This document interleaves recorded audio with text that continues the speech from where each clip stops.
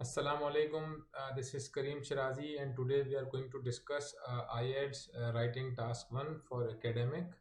पहले हमने जो प्रीवियस लेक्चर है उसमें हमने डिस्कस किया था टास्क 1 जीटी का जनरल ट्रेनिंग का। जो लोग इमिग्रेशन के लिए जा रहे होते हैं उनको जो राइटिंग के अंदर जो टास्क 1 है उसमें लेटर लिखना होता है 150 वर्ड्स का और 20 मिनट्स का उसमें टाइम होता है। और जो एकेडमिक वाले स्टूडेंट होते हैं जो स्टूडेंट वीज़ा के लिए अप्लाई कर रहे होते हैं उनको जो है वो जो राइटिंग टास्क 1 है उसमें डिफरेंट टाइप्स के क्वेश्चन होते हैं जिसमें आपको पाई चार्ट, ग्राफ, ये सारी चीज़ें करनी होती हैं। टाइम लिमिट इसमें वही होती है जो उसके अंदर होती है, क्या कहते हैं, लेटर के अंदर 20 मिनट्स और 150 वर्ड्स लिखने होते हैं। इसमें भी वैसे ही होता है कि minimum you have to write 150 words. ठीक है। अच्छा, अब जो राइटिंग टास्क 1 की जो बेसिक जो चीज़ है, जो मेन चीज़ है, वो देखते हैं। पहले देखें अब राइटिंग टास्क 1 में क्या होता है। The reason task 1 introduction. जो राइटिंग टास्क 1 है आपके पास होंगी 5 चीज़ें। मैं पहले आपको वो दिखा देता हूँ ताकि आप उसको आसानी से देख लें, समझने में आसानी हो जाएगी आपको। ये 1 मिनट, ये आपका टाइप के क्वेश्चन, अब ये वाले टाइप के क्वेश्चन आते हैं। देखें इसमें you will be presented with one of the following graphics, like bar chart होता है, लाइन ग्राफ होता है, टेबल चार्ट होता है, pie chart, process diagram, map और मल्टीपल ग्राफ्स। मल्टीपल ग्राफ्स का मतलब है कि ये जो टाइप्स लिखी हुई हैं ये कोई भी दो टाइप जो है वो मिक्सड होंगी। ठीक है। तो ये वाली जो चीज़ें होती हैं, ग्राफिक्स जो हैं वो इसमें दी जाएंगी आपको, और उसमें आपको एक क्वेश्चन दिया हुआ होगा और आपने उसको डिफ़ाइन करना होता है। ठीक है। अच्छा, अब इसमें करना क्या होता है, इसमें जो इम्पोर्टेंट चीज़ें होती हैं सबसे पहले वो डिस्कस करते हैं कि राइटिंग टास्क 1 में 3 इम्पोर्टेंट चीज़ें होती हैं। सबसे पहले होता है आपका जो, अब इधर देखें आप, IELTS academic writing task 1, you will be shown a visual representation of information, a graph, table, chart or diagram. You will be asked to summarize, describe or explain the information you see. Make sure you organize your response into 3 main parts: the introduction, an overview and the main features supported by the figures from the diagram. ठीक है। अब हम सबसे पहले देखते हैं कि introduction क्या होता है। Introduction make the reason for introduction is to tell the examiner what you are going to write about. It is basically the question paraphrased. For example, what the visual diagram is, the data source and when the data was collected. Remember, if there are 2 diagrams in your task, you need to introduce both. This can be done in 1 or 2 sentences. Let's look at some sample introduction and see how you might introduce them. जैसे for example, अगर table वाला है तो introduction can be like this: the table illustrates employment numbers in Australia over 30-year period from 1970 to 2000. ठीक है। इसी तरह chart अगर कोई दिया हुआ है, the chart compares the number of cars that were made in France, Germany and Norway over the decade from 2000 to 2010. And if in this case there is a diagram, the diagram shows car parts are assembled. If there is a process, the cycle shows how man-made fibers are produced. If there is a map, the map illustrates changes in English village over like this, just a minute, over a century from 1950 to 2015. And if there is a graph, the graph presents data from Ireland showing cinema attendance in the major cities in 2016. And if there are two charts, the pie charts show the main energies resources used to generate power in town in Australia, while the table shows how much energy was consumed by the community 1989। तो अब आप समझ गए कि introduction में आपने क्या करना है कि सिंपली आपने पैराफ्रेज करना है क्वेश्चन को। क्या करना है? पैराफ्रेज करना है, यानी जो भी क्वेश्चन लिखा हुआ है उसको आपने पैराफ्रेज करना है, वर्ड चेंज करने हैं। और अगर क्वेश्चन आपका 1.5 लाइन में है तो आपका जो पैराफ्रेजिंग है वो भी 1.5 से 2 लाइन के अंदर होगी। तो इंट्रोडक्शन इज़ वेरी इंपॉर्टेंट। अच्छा, इंट्रोडक्शन के फ़ौरन बाद होता है ओवरव्यू। ओवरव्यू का मतलब होता है a clear overview needs to be presented to reach a band 7 and higher. Let's look again at the task achievement band descriptors to see how important a clear overview is IELTS academic writing task 1। अच्छा, अब आप ये देखें जो overview है वो किस तरह है। 7 का मतलब है task achievement present a clear overview of main trends, differences और स्टेजेस। 6 का अगर लेवल है presents an overview with information appropriately selected, recounts detail mechanically with no clear overview। यानी कि जो टास्क अचीवमेंट होती है, जो राइट इसमें जो मार्किंग क्राइटेरिया होता है उसमें टास्क अचीवमेंट एक one of the important elements है। तो उसमें अगर आपको अच्छा स्कोर चाहिए तो you have to present a clear overview of main trend differences और स्टेजेस। ठीक है। अच्छा, अब ओवरव्यू जो है वो किस चीज़ के ऊपर डिपेंड करता है ये देखते हैं। देखिए, what is an overview?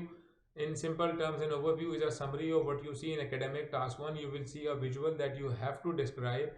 There might be one visual, one graph, or you might get more than one visual, a chart or a graph. The overview in your response should summarize what you see in the visual diagram. It should summarize the main trends, changes, developments, stages और some noticeable features। ठीक है।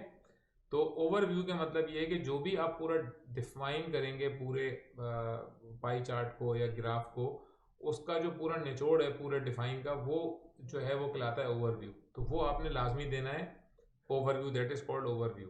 अच्छा, if you have more than one visual, your overview needs to be summarised both of them. You have to present the whole picture and not just part of it. Remember that you are writing an overview, so you do not need to present data, numbers और statistics। ठीक है। अच्छा, अब जो सवाल आता है next वो ये है कि where should the overview appear? अब ओवरव्यू जो है वो appear कहाँ होना चाहिए? The overview is short paragraph that describe the overall picture of what you see, so it often appears after the introduction. The introduction tells the examiner what you are going to write about. It is basically the writing question paraphrased. For example, you will see what the visual is, the data source and when the data was collected, what, where, when। ठीक है। तो अब दो चीज़ें, अब इसमें अगर आप गौर से देखें तो नॉर्मली इंट्रोडक्शन के बाद भी ओवरव्यू कर सकते हैं, और दूसरा ऑप्शन ये होता है कि आप ओवरव्यू को आप बॉडी पैराग्राफ के बाद एंड में भी लिख सकते हैं। यानी कि ज़रूरी नहीं है कि आप ओवरव्यू जो है वो हमेशा इंट्रोडक्शन के फ़ौरन बाद दें, ओवरव्यू आप एंड में भी लिख सकते हैं। But most of the examiner या ट्रेनर जो है वो फोकस करते हैं कि आप ओवरव्यू जो है वो इंट्रोडक्शन के बाद लिखें। So it's up to you where do you feel okay, कि मतलब आपको लगता है कि मुझे यहाँ लिखना चाहिए तो आप वहाँ लिख सकते हैं। वो शुरू में भी हो सकता है और एंड में भी हो सकता है। ठीक है। अच्छा, अब मैंने आपको बता दिया कि ओवरव्यू जो है वो how do I right an overview. Overview लिखने का तरीका क्या होता है? ओवरव्यू में आपने लिंकिंग वर्ड्स यूज़ करने होते हैं, इंट्रोड्यूस समरी करनी होती है। ठीक है, जिसमें आप यूज़ कर सकते हैं word overall, to summarise, in summary, in brief, it can be clearly seen that. So ये वाले सारे वर्ड जो हैं वो आप यूज़ कर सकते हैं when you are making an overview. Write the main trends, overall picture, what you see in the visual, depending on the types of visual, ask yourself these questions. ठीक है।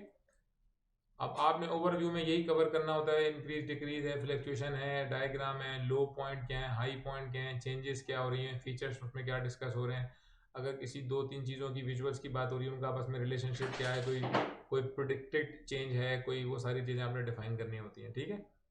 अच्छा, उसके बाद है what do overview looks like. अब इसमें कुछ example हैं जस्ट फॉर योर अंडरस्टैंडिंग, ताकि आपको थोड़ा सा आइडिया हो जाए कि भाई अगर टेबल का क्वेश्चन हो तो ओवरव्यू कैसा होता है, चार्ट का अगर विजुअल हो टाइप तो फिर कैसा ओवरव्यू होगा, प्रोसेस का हो तो कैसा होगा, मैप का कैसा होगा, और जो बाकी हैं प्लान अगर कोई है, कोई ग्राफ दिया हुआ है, टू विजुअल्स दिए हुए हैं, तो ये उसके सारे एक सैम्पल टाइप के हैं। ठीक है, इसको आप देख सकते हैं। अब जैसे कि मैं वीडियो बना रहा हूँ तो वीडियो में आप इसको रिवर्स करके स्टिल करके भी आप पढ़ सकते हैं एक एक करके, ताकि आपको थोड़ा सा आइडिया हो जाए कि ओवरव्यू जनरली हम कैसे बनाते हैं। ठीक है। बाकी इससे रिलेटेड कोई भी क्वेश्चन हो तो वो आप नीचे कमेंट में लिख सकते हैं, वैसे भी रब्ता कर सकते हैं व्हाट्सएप नंबर पर। ठीक है। उसके बाद होता है आइल्स राइटिंग टास्क 1 की फीचर्स, यानी एक इंट्रोडक्शन हो गया, एक ओवरव्यू हो गया और फिर की फीचर्स हो गए। ठीक है। अब की फीचर्स में देखें क्या है, आप गौर से देखें, जैसा कि लिखा हुआ है विजुअल में, अगर graph showing 5 age groups of 2 years, तो अब आपके की फीचर्स क्या हो गए? 5 different age groups, major trends, noticeable features, highest, peaks, lows, ETC और द 2 ईयर पीरियड। ठीक है। इसी तरह अगर लिखा हुआ है पाई चार्ट कोई शोइंग 5 टाइप ऑफ फ्यूल है, तो जो आपके फीचर्स हैं वो की फीचर्स हैं the 5 different types of fuel, measured fuel type, least use fuel type. ठीक है। इसी तरह से ये आगे हैं, आप देखते जाएं। इसको आप वीडियो को दोबारा भी रिवर्स करके पॉज करके चेक कर सकते हैं ऊपर जाके भी। ठीक है, देखें ये आपको आइडिया हो रहा है सारी चीज़ों का। ठीक है। तो उसके बाद है describe the key features in the visual diagram. ठीक है, यहाँ तक समझ में आ रहा है? तो ये बेसिकली मैंने आपको पूरा डिस्क्राइब किया है डिटेल के अंदर के टाइप्स कितनी होती हैं, टाइम कितना होता है, मैं दोबारा रिपीट कर देता हूँ कि जो 20 मिनट का टाइम होता है मिनिमम 150 वर्ड्स लिखने होते हैं, मैक्सिमम आप 160 170 तक लिख सकते हैं, कोई मसला नहीं है, बट मिनिमम 150 होने चाहिए। और इसमें जो विजुअल्स होते हैं उनकी डिफरेंट टाइप्स होती हैं, जैसे table, process, bar graph, line graph, ठीक है। वो मैं सारा भी आपको एक उसकी पिक्चर दिखा देता हूँ ताकि थोड़ा सा आपको आइडिया हो जाए कि ये होता किस तरीके से। सबकी अगर एक एक एग्जांपल देख लेंगे तो आपको आइडिया हो जाएगा।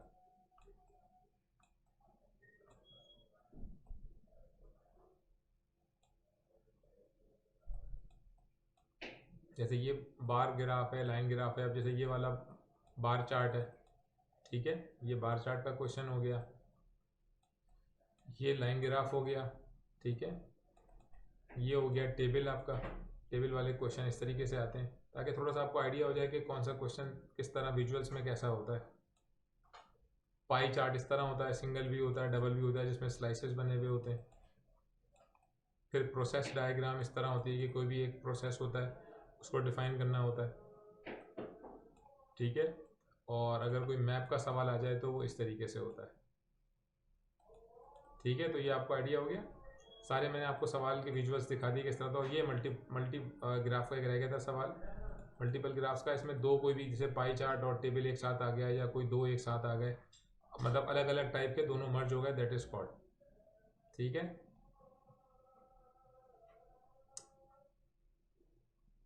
अच्छा, अब इसमें होता क्या है कि जो मार्किंग स्कीम होती है वो मैंने आपको जब हम लेटर का जो लेक्चर देता उसमें भी बताया था कि जो मार्किंग स्कीम होती है वो उन्हीं चार चीज़ों की बेस पे होती है। टास्क अचीवमेंट होता है, ग्रामर होती है, कोहेरेंस कोहेजन होती है, वो सारी चीज़ें होती हैं। उसको एक नज़र और देख लेते हैं। जैसे अगर अगर हम बात कर रहे हैं कोहेरेंस एंड कोहेजन की और बैंड 8 की बात कर रहे हैं, तो sequence information and ideas logically manages all aspects of cohesion well, uses paraphrasing sufficiently and appropriately. Band 7 का ये लिखा हुआ है, फिर बैंड 6 का ये लिखा हुआ है, ठीक है। और इसी तरीके से ये मार्किंग क्राइटेरिया टास्क अचीवमेंट है, यानी कि टॉपिक कवर किया है, covers all the requirements of the task sufficiently, presents highlight and illustrates key feature bullet points clearly and appropriately. Band 7 का होगा थोड़ा सा वीक होगा, फिर 6 का होगा और थोड़ा सा उससे लो होगा, फिर 5 का और लो होगा, ठीक है। तो ये चीज़ें इसमें नोट होती हैं सारी। ये देखें दोबारा, task achievement, cohesion and coherence, lexical resource, grammatical range and accuracy. Task response का मतलब appropriate response to the task, the ability to present a well structured ऐसे जिसमें कोहेजन और कोहेरेंस प्रॉपर हो, वोकेबलरी का लेवल सही हो, प्रॉपरली वोकेबलरी यूज़ हो, ग्रामेटिकल रेंज एंड एक्यूरेसी, आपकी ओवरऑल ग्रामर जो है वो आपकी ठीक हो, यानी कि tenses, parts of speech, structured English में जो भी चीज़ें मिस्टेक होती हैं वो ना हो। तो ये सारी चीज़ों की बेस पे आपको पॉइंट मिलते हैं। And each component contains 25% marks, तो जिसमें जितने मार्क्स आएंगे वो प्लस होकर 4 से डिवाइड हो जाएगा। और ओवरऑल जो टास्क 1 है उसकी जो क्या कहते हैं आप मार्किंग होती है वो लो होती है, यानी कि जो टास्क 1 है दैट इज़ 3.5 बैंड और जो टास्क 2 है दैट इज़ 5.5 बैंड। तो वेटेज जो है वो टास्क 2 का ज़्यादा होता है और टास्क 1 का कम होता है, ठीक है। और हम नेक्स्ट एक और लेक्चर होगा इसका एकेडमिक राइटिंग टास्क 1 का, उसमें मैं आपको जो सारे टाइप्स के क्वेश्चन हैं ये एक एक करके इसके सैंपल दिखाऊंगा, ताकि जो भी मैंने आपको बताया है कि इंट्रोडक्शन और ओवरव्यू और की फीचर्स, तो जब आप वो सैम्पल आंसर देखेंगे हर टाइप के तो फिर आपको डिटेल में समझ में आ जाएगा, ताकि कोई भी आपके जो क्वेश्चन है वो क्लियर हो जाएंगे। So in the next lecture we will cover that. Thank you so much. अल्लाह हाफिज़।